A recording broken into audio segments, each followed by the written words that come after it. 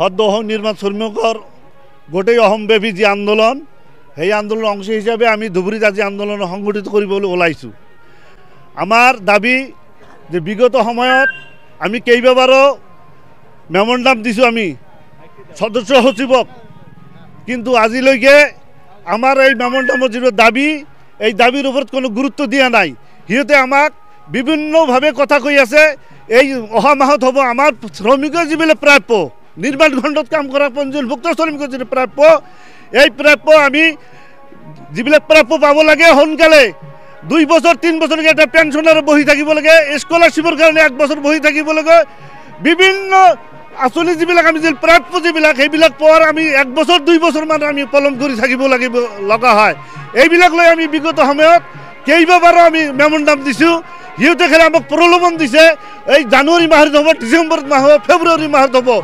ইমান দিয়াৰ পিছতো সিহঁতে আমাৰ প্ৰাপ্যৰ পৰা আমাক বঞ্চিত কৰি থকাৰ কাৰণে আজি গোটেই অসমতে নিৰ্মাণ শ্ৰমিকৰ আন্দোলন এই বিভিন্ন শ্ৰম কাৰ্যালয়ৰ সন্মুখত আমি সংগঠিত কৰিবলৈ ওলাইছোঁ। আমাৰ দাবী হৈছে যে আমি যিবিলাক মানে আমাৰ আজি যিটো আন্দোলন এই আন্দোলনৰ মূলত দাবী হৈছে যে শ্ৰমিকে এটা শ্ৰমিক পঞ্জীয়নভুক্ত শ্ৰমিকে যেতিয়া 60 বছৰ পূৰ্ণ হ'ব তেওঁ নিয়মমতে পেঞ্চন পাব লাগে।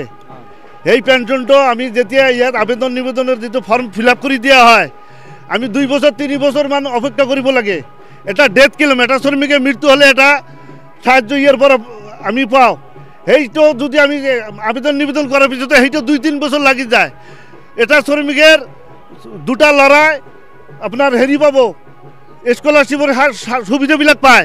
এই সুবিধাবিলাক আমি যদি জমা দিছোঁ 1 বছৰমান হ'ল, এতিয়ালৈকে মানে প্ৰত্যেক বছৰে এটা ধাৰা হৈ গৈছে। আমাৰ কল্যাণ পৰিষদত কোটি কোটি টাকা থকা অৱস্থাতো আমাক কিয় ৰখাই ৰাখে আমি এইখিনি গম পোৱা নাই। আমি এই মূলতে আমাৰ প্ৰাপ্য যিখিনি এই প্ৰাপ্যখিনি আমি সোনকালে নাপাওঁ। আমি যিটো নিয়মমতে পাব লাগে এই নিয়মমতে নাপাৱাৰ কাৰণেই আজি এই মূলত এই ধৰ্ণাখন আমি আৰম্ভ কৰিছোঁ।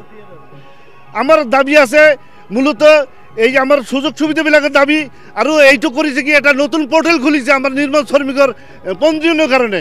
এই পৰ্টেলটো কেইমাহ আমাৰ বন্ধ কৰি ৰাখিছে। এই পৰ্টেলটো সোনকালে খুলিব লাগে। গতিকে প্ৰত্যেকটো বস্তু এতিয়া অনলাইনৰ ব্যৱস্থা কৰিছে। আগত অফলাইনত আমি কাম কৰিছোঁ, কিছুদিন অনলাইনত কৰিলোঁ, এতিয়া এটা নতুন পৰ্টেল দিছে। আগত আছিল Assam building and construction welfare board, এতিয়া বনাইছে নিৰ্মাণ চকী এটা পৰ্টেল, যি পৰ্টেল এতিয়ালৈকে আমি এটা পঞ্জীয়ন কৰিব পৰা নাই, আমি কোনো ৰিনিউৱেল কৰিব পৰা নাই। এনেকুৱা এটা অৱস্থাত ৰাখিছে যে আমি এতিয়া শ্ৰমিকবিলাকক কোনো কাম আমি আদায় কৰি দিব পৰা নাই। মূলতে আমাৰ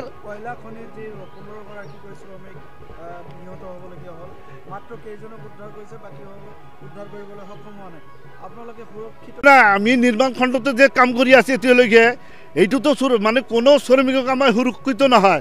আমি নিয়মত নিৰ্মাণ খণ্ডত কাম কৰা শ্ৰমিকে এটা আমাৰ বৰ্ডৰ পৰা এটা সিদ্ধান্ত লৈছিল যে প্ৰত্যেকটা শ্ৰমিককে কাম কৰাৰ এটা হেলমেট যিটো থাকে যেটা সুৰক্ষাৰ কাৰণে দিয়া কথা আছিল, এতিয়ালৈকে আমি সেইটো আমাক কোনো বস্তু দিয়া নাই। জেকেট মেকেট যিবিলাক বস্তু দিব লাগে আমাক সুৰক্ষাৰ কাৰণে আমাক কোনো এই কল্যাণ পৰিষদৰ পৰা আমাক এতিয়ালৈকে কোনোদিনো এই ব্যৱস্থা কৰা নাই। এইবিলাক আমাৰ মুখতে আমাক কিমান আশ্বাস দি থাকে, কিন্তু আজিলৈকে আমি এইবিলাক একো আমি পোৱা নাই।